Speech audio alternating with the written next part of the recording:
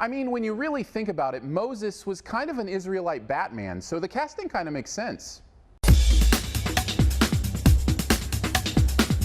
Exodus: Gods and Kings stars Christian Bale as Moses. Yes, that Moses, in Ridley Scott's retelling of the classical biblical tale of how an Israelite baby was adopted into a royal Egyptian family and what happens when he finds out his true heritage and decides to wage a battle to free his people from the slavery they find themselves trapped in.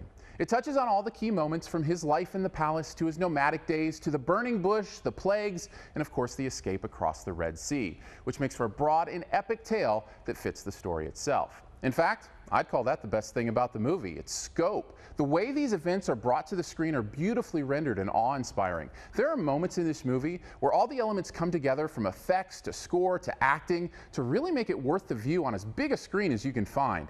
And Christian Bale, well, he's up to the task as well. Even as other well-known actors around him are underused and often stale, I'm looking at you, Sigourney Weaver and Ben Kingsley, he finds depth in this complex man of Scripture. In particular, his conversations with God are genuinely engaging and some of the only interesting moments outside the grandeur, portraying God as a young boy trying to break through to this stubborn man. Unfortunately, when these few moments aren't happening, the movie is about as interesting as a Sunday school lesson told with paper cutouts. Okay, so that may be a little harsh, but seriously, you're telling a story that many people have heard many times, so find a way to show us something different. There just seems to be a lack of imagination and insight to anything new here. I mean, the much superior animated Prince of Egypt did the exact same story over 15 years ago, and they at least made it a musical. This movie is a reminder to me why I piled some praise on the somewhat maligned Noah earlier this year. It at least had the guts to try something new, to paint a fully realized and conceptualized version of a story, rather than just painting by numbers. I mean, for goodness sake, VeggieTales did a version of the Moses story that was set in the Old West, with the same beautiful themes and story points, only Moses was a rancher, and they crossed Death Valley and not the Red Sea. My point is, if your creativity is being shown up by a cucumber and a tomato, you might want to give it another go.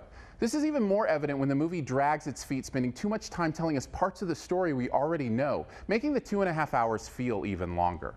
Overall, Exodus: Gods and Kings is a shoot-for-the-stars epic that only occasionally hits its target. Even with a great performance by Bale and some awe-inspiring moments, its run-of-the-mill approach and lack of risk-taking are enough to plague the movie with a disappointing C-.